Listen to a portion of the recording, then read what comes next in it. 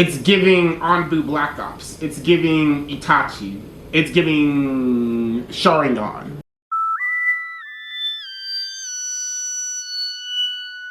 YouTube, what's good? It's your boy Christian and welcome to or back to my channel, and for today's video, I got a little story time for y'all. I felt like recording some Elden Ring 20 minutes before my class, so fuck it, that's what we gonna do. First things first, if you haven't followed the Twitch already, where we literally stream Elden Ring like pretty much every single day, well not every single day, but pretty much every weekend, go ahead and follow the Twitch. We're just 10 followers away from hitting that affiliate, bro, and just a couple viewers away too. So if you're watching the streams, bro, chat, say something, you know what I'm saying? Talk to me. Let me talk to you.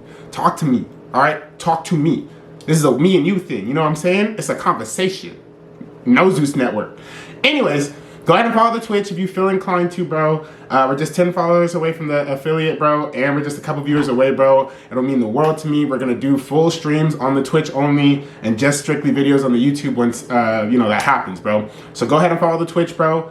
If you haven't checked out the last video, which was Control episode 9, I'll make sure to link it so that way you guys can go ahead and watch that. And I'll make sure to link the last acting story time that I put in, if I made an acting story time. I don't think I made one yet though. So this might be the first one. So hey, welcome to the first acting story time, like officially.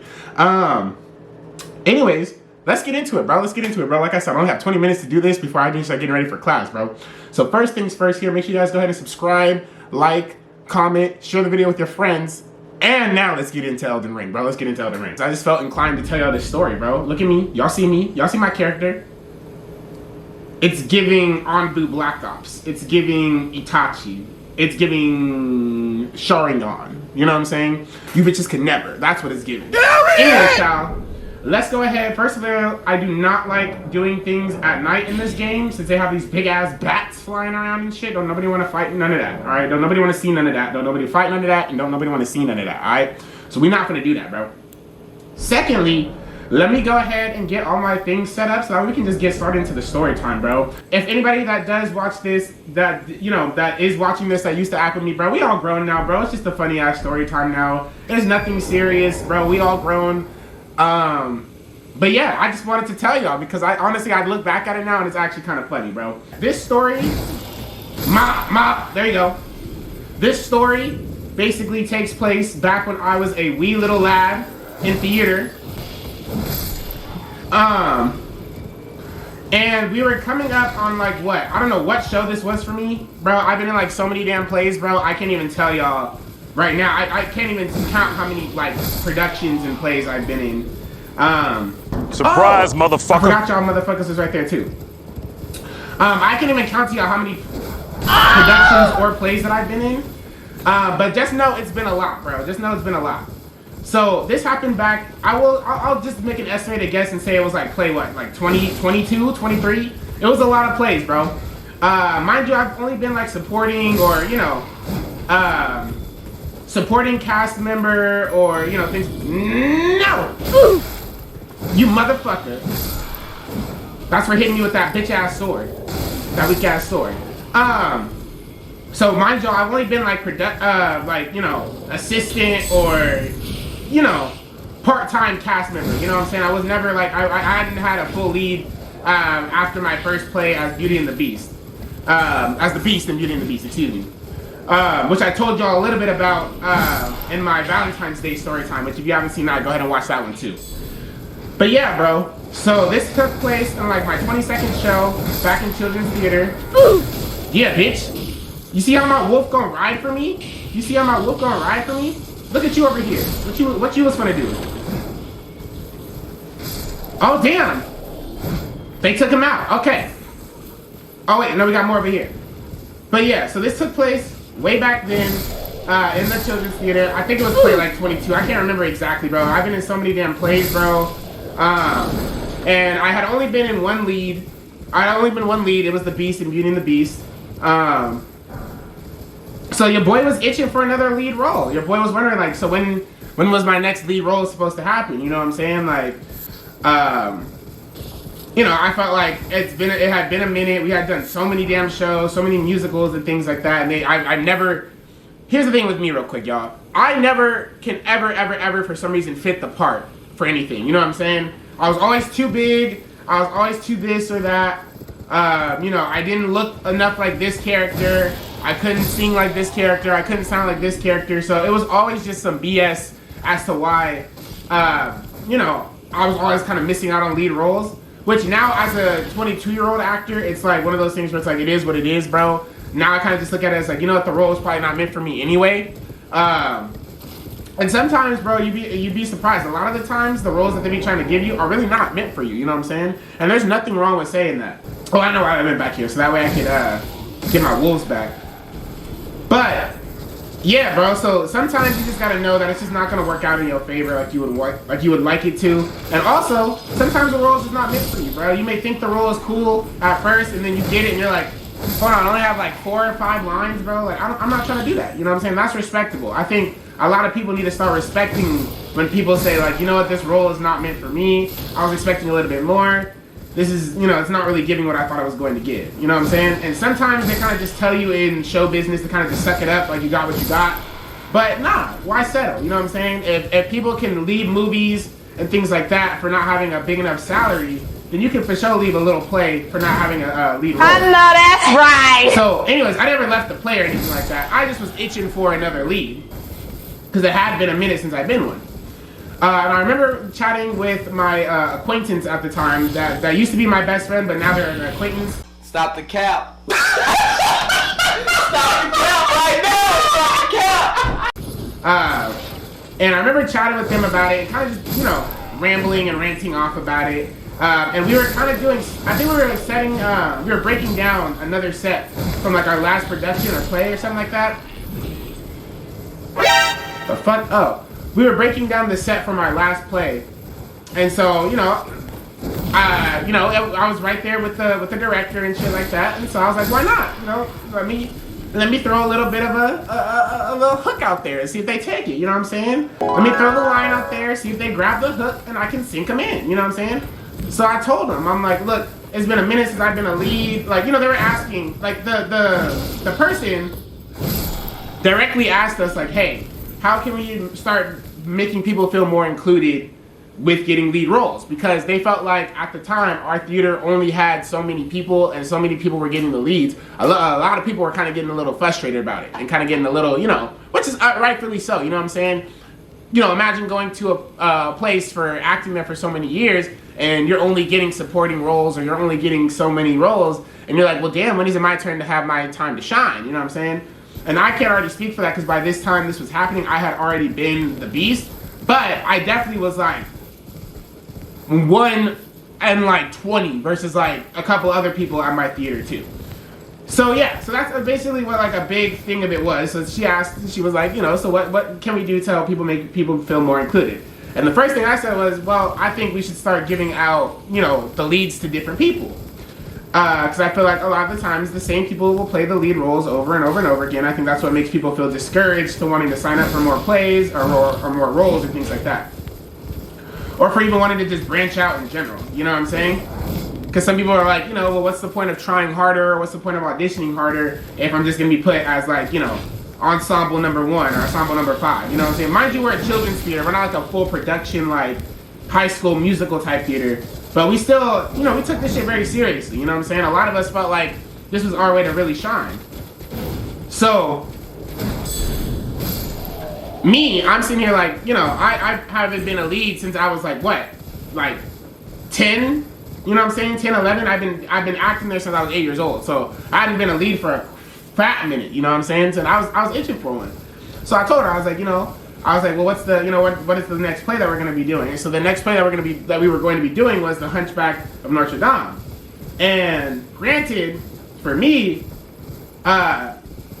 you know, I already know the story of The Hunchback of Notre Dame. If you guys don't know the story of The Hunchback of Notre Dame, go watch the Disney film.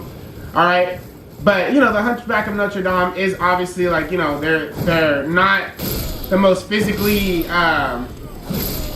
They're not the most physically petite character out there. They're kind of, you know, they're pretty burly and stout and things like that.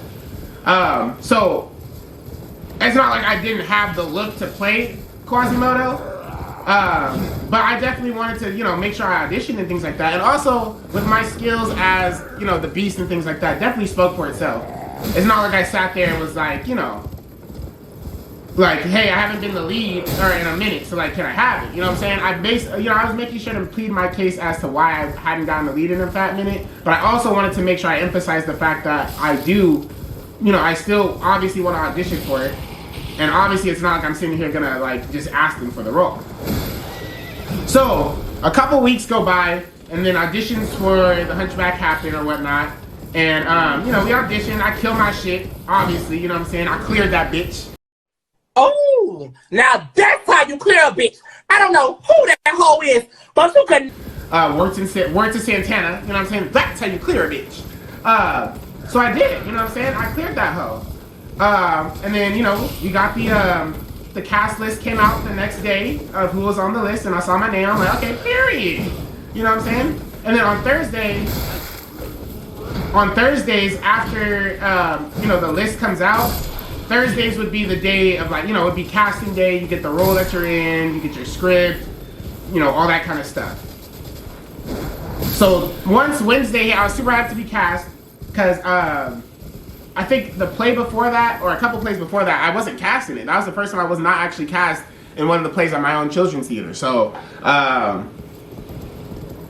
so that was pretty, humbling experience. To see, you know what I'm saying? Nonetheless, that was a pretty humbling experience. But anyways, yeah.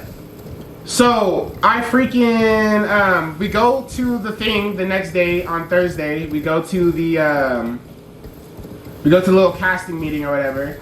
Everybody's names are getting called. Okay, triple whammy. Everybody's bitch. Don't you? Ooh, motherfucker! I was gonna say, don't you dare shoot me with that bitch. Everybody's names are getting called. I'm just sitting there waiting patiently. So-and-so's getting called up. So-and-so got called up. So-and-so's getting called up. I'm like, all right, that's cool, that's cool. So they finally get towards like the last couple of roles. And so part of me sitting here like, all right, well, here we go. Supporting role again. It's fine, bro. It's cool. Like, you know what I'm saying? Like at this point, I think I've came to the conclusion that I would be a supporting cast member a lot of the times. Rather than, I just don't have like that lead character appeal, you know what I'm saying? Now it's a bit more different, considering that I work out now and I do all that kind of stuff, but beforehand, I for sure was like, I just don't have that, mind you, I used to be like 300 pounds, you know what I'm saying? I used to be like overweight, 300 pounds, so my confidence was there as a big person, but my confidence in myself was definitely lacking, you know what I'm saying? It was definitely lacking, it wasn't as what it could have been. So, they're calling the last couple roles, and I'm just waiting for them to say that, I'm whatever role I am, because I'm probably going to get, the supporting role or whatnot. And then they finally get, like, to the last person. They call my name up. I'm sitting there just so hyped. Like, I'm so hyped, bro. I'm like, ain't no fucking way. Ain't no fucking way, boy. So they cast the person as Esmeralda, and then they were like, Christian, there's only one last person here. They basically Tyra Banks to me, bitch, like it was America's Next Top Model. They said, I only have one photo in my hands. Whoever receives it will still be in the running to becoming America's Next Top Model. Therefore, you're Quasimodo. And when I tell you I was jumping for joy, bro, because that was the first time I genuinely felt like I earned, a lead role, finally. I felt like I finally had worked my ass off and finally had, like, kind of put my foot in a door to be able to earn the role that I got. Because sometimes you have to, especially in the business that I'm getting into now, in the actual film business as an actor, sometimes it doesn't hurt to talk to people and butter yourself up sometimes, you know what I'm saying? But as long as you're not sitting there outwardly being like, can I have the fucking role? A little bit of networking goes a long way. And I remember getting the role, like being super hype about it, and then the Aquantince, but like I said, used to be best friend, but is now now acquaintance. The acquaintance was basically kind of like not so happy for me, and I was kind of sitting there like, well, damn, like, you know what I'm saying, like, what happened, like why, like, what's going on, like, why does the person seem like they're like not happy with the fact that I earned my second lead role ever, and we've been acting at this theater since we were both 8 years old, you know what I'm saying? And mind you, I'm like a year older, but still. So we've been both acting here, so why did this person just seem like they just did not, they could give zero fucks, bitch. They're like, oh, you got the lead? Okay. Okay.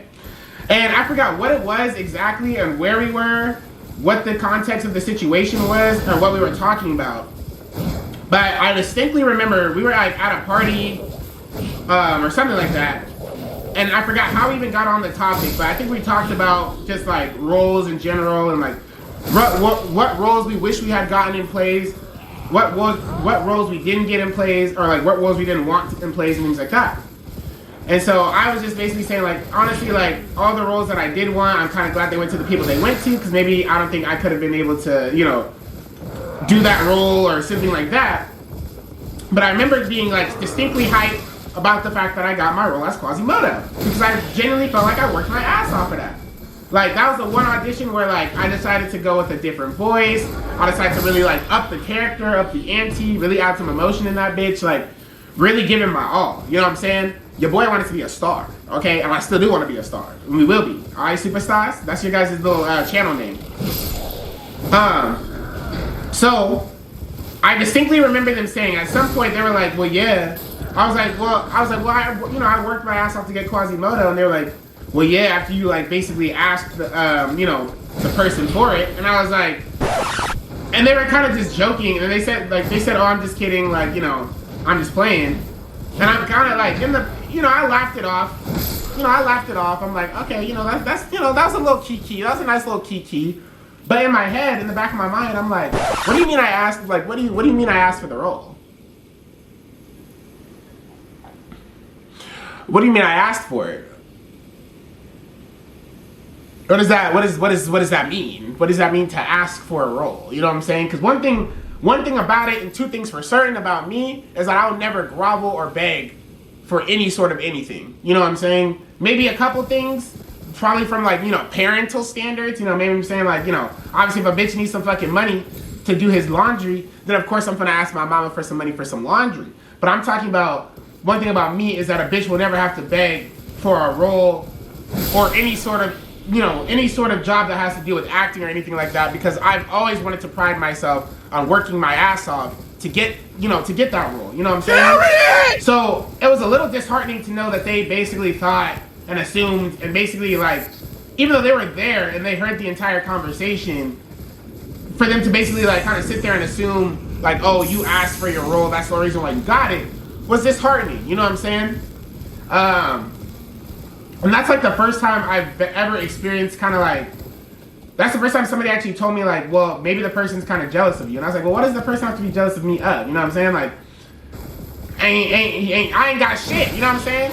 Like, bitch, we both in this hole together. Like, I ain't got shit. So what's up? Like, what do I have that the other person is like, tripping out over?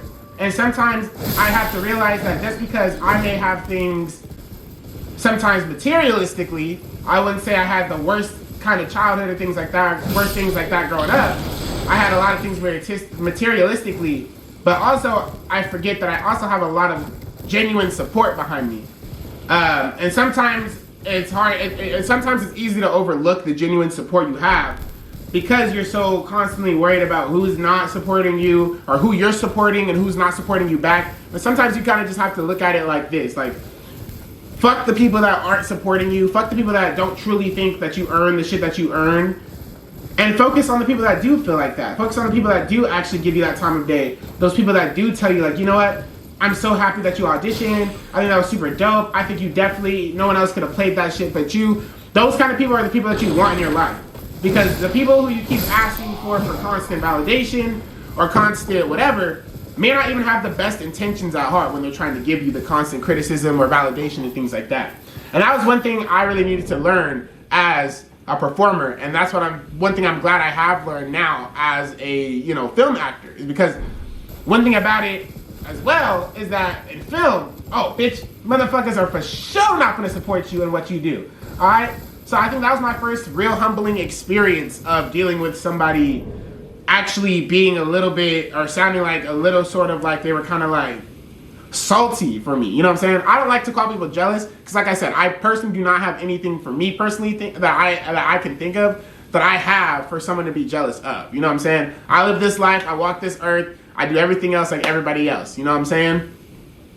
But yeah, bro, that's it for this story time, bro. I don't know why I felt like I wanted to talk to y'all about it, but it's been really thinking about it, and I think I've been really thinking about it a lot, and I don't know why I've been thinking about it a lot, but I think it's just one of those things where you think about stuff, especially things in your life that really had you broken down, that really were like detrimental to you, and you think about that kind of stuff, and you think about all the signs that you should have seen, or all the things that you ignored in order to make yourself or make whatever fantasy that you felt last, you know what I'm saying? So reflecting back on it now, it's interesting to see all the little signs and little things that was said or that was done that makes you go from being, you know, friends with the person to acquaintances with the person. So that's all it is, bro. I just want to share that little story. I thought it's also funny now too, because I don't know, me begging for a role has never been, like, doesn't even sound like me. Y'all can even see it through my gameplays, bro. I will do this shit 5, 6, 7, 8 times until the shit is right. Y'all have seen me fuck up a gameplay. Y'all have seen me fuck up a live stream. Y'all have seen me legit fucking go live, the shit crashes, you know what I'm saying? But what do? I still sit here and try to keep going live. You'll keep getting the notification saying Chris is live. No, he's not. Chris is live. No, he's not. Until, you know, it just doesn't work or whatever, you know what I'm saying? So, begging for a role is just kind of like funny as fuck to me. So that's why I just wanted to share with y'all, because it's a little kiki, it's a little joke, you know what I'm saying? Just a little kiki. That shit's actually hilarious to me.